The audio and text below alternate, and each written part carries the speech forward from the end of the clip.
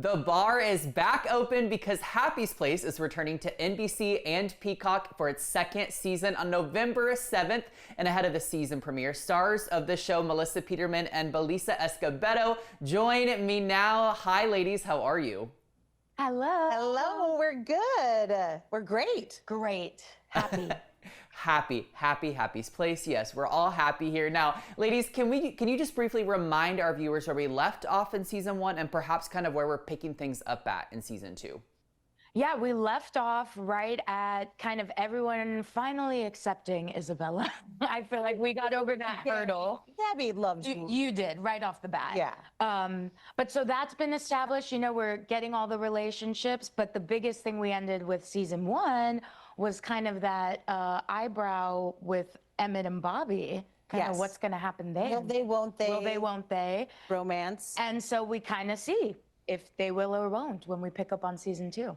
Oh, okay. That's a great, I think, teaser for viewers to tune into season 2 of Happy Place. Now, to go a little deeper here, Belissa, it fascinates me how Isabella is this very layered character faced with life-altering news in a lot of ways, right? But it's all based in this sitcom setting. So I'm curious, what kind of attracted you to this role, the kind of layeredness mixed with the comedy aspect?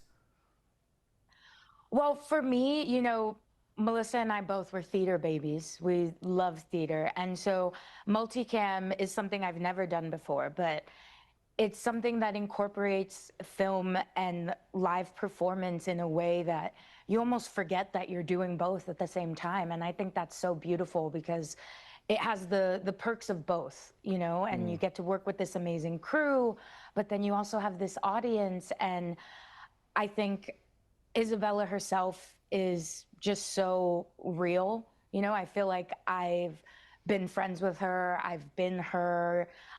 So I really appreciate just how natural she is as a 20-year-old who doesn't know what she's doing in life. Yeah.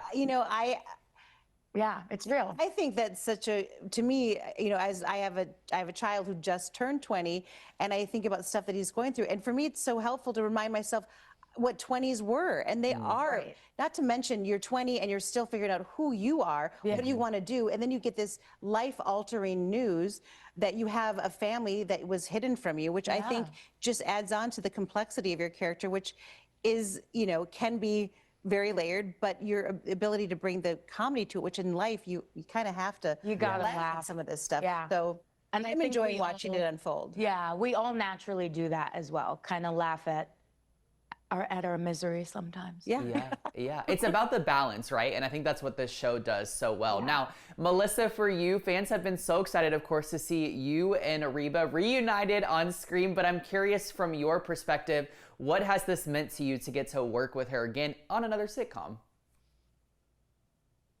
Everything. Really, you know, I could get emotional talking about it. You know, when we finished the first run of the original Reba show, we were a family and we were good friends, and I knew that wasn't going to end, but we wanted to work together again. And, you know, we just had to wait for the right people and the right project to come along. And I'll remember that first day, that first table read together was so special. And I kept thinking, I can't believe I get an opportunity to do this again.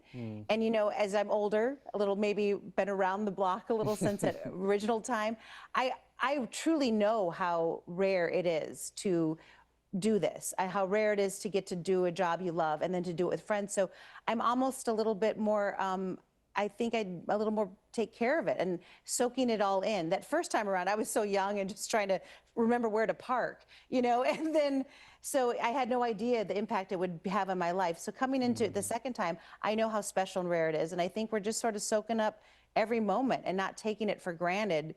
Every day you get to do what you love with great people and hopefully make people laugh and forget about their own troubles for a minute or two, you know? Yeah, I love that. I think that's really special, and it's important, I think, for people to see that and understand that as well. Now, one more question related to kind of Reba. So I know Steve Howey made a guest appearance in the first season. Can we expect any of your other former Reba co-stars to pop in for season 2?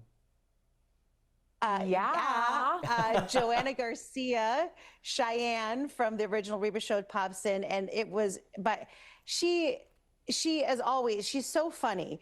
And I think, Love her. people don't even, I mean, I know they know how funny she is, but she literally crushes it and brings the house down in this episode. And I think she gets to do something that I'm sure she's wanted to do for a long time. Yeah, and she's such a diva, but not in the way of like, oh, she's a diva. It's like, yes, diva. Like, hey, diva. I love her.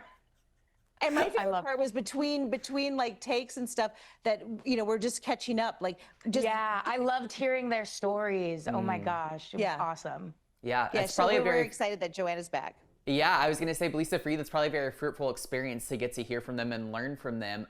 Something that I love so much about this show, and I think it's probably my favorite thing, is kind of this underlying message throughout the whole thing that for a lot of us, chosen family is almost more important or maybe more vital than blood, right? And so I'm curious, why do you think that message is so important for the show, and maybe even why that's important to the two of you? Well, I think for me, chosen family is community. Community is family. And so I think especially in the times we're living in right now, the only thing that's going to get us through and make us stronger is having a community. And so for some people, I think you can find community in the oddest of places, in the places you'd least expect it. And so that's what I love about this show, is because I don't think Isabella ever would have thought she'd find community in Knoxville, Tennessee, but she did. And it saved her. It really revived her. So I find that message so important. Yeah. And, no matter if you have a really good, supportive, tight-knit family or you don't, maybe you do and you don't live near them. Maybe you don't and you have to figure it out. And I think that resonates. And for me, moving to LA from Minnesota, and I still have wonderful parents and a family, but I was alone, and that community I established here saved me and got me through those struggling years. And there's so many times in your life where the people you are working with, or the people that are your neighbors, or that you're somehow inexplicably thrown in with, they become the most important people in your life. Yeah. And they are your family. And so I love that theme. And I think right now, sometimes you need to choose a family. Yeah. You do. Find your people. Find your people. Yeah, choose a family. I love that. And I love what you said too, because I just moved very far from home, kind of for the first time in a sense as an adult anyway. And so I'm definitely working through that right now, that kind of chosen family aspect. Well, ladies, thank you so much for your time. You can catch up on season 1 of Happy's Place on Peacock and tune in to the second season, both on NBC and Peacock. Thank you both.